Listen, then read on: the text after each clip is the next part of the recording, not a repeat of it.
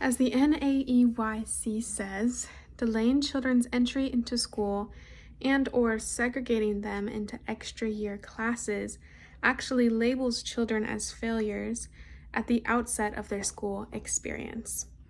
I agree with this sentiment.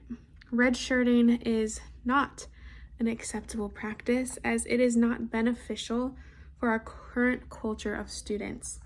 Redshirting is defined as the practice of postponing entrance into kindergarten to allow extra time for growth in socio-emotional, intellectual, or physical areas.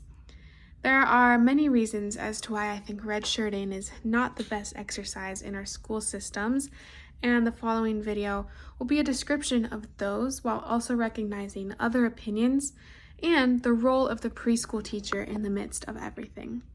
For one, physical size is a great factor in this scenario that we must weigh when deciding to redshirt or not to redshirt. As our society grows more and more body conscious, having a larger than normal student in a group that is younger and smaller must not do anything beneficial for that child's self-esteem or social identity. They simply wouldn't fit in, and it wouldn't be the best choice for that child. Secondly, with how competitive our academic systems are, holding a child back would negatively impact their academic standing. At some point, the child would probably feel out of place and would seek other outlets to escape the boundaries of a younger classroom. They wouldn't be able to level up in the same natural way that we have been able to recently and in the past.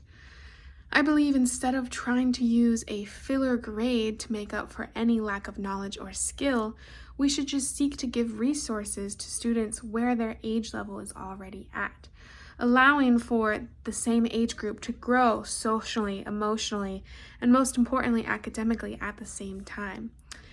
Now, on the other hand, I can understand opinions of wanting what is best for the student, ensuring that they have a mastered skill before moving on to harder topics or environments, and I can also understand giving more aid to those who may not be ready to be thrown into a tougher real-world scenario.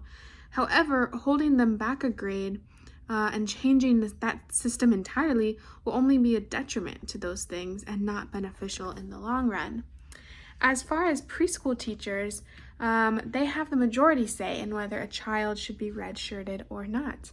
While parents ultimately make the decision of enrolling their students in a different level, preschool teachers, they're able to view their academic process along with their social interactions with peers, their emotional reactions in different situations, and so much more. And they realistically should have the final say in whether a student truly needs extra time in preschool or if they're ready to move on to kindergarten. And the reality is, not everyone is going to be a master at everything in the perfect time. Failure is okay. We really should be teaching how to get back up from those imminent failures, not how we can avoid them completely.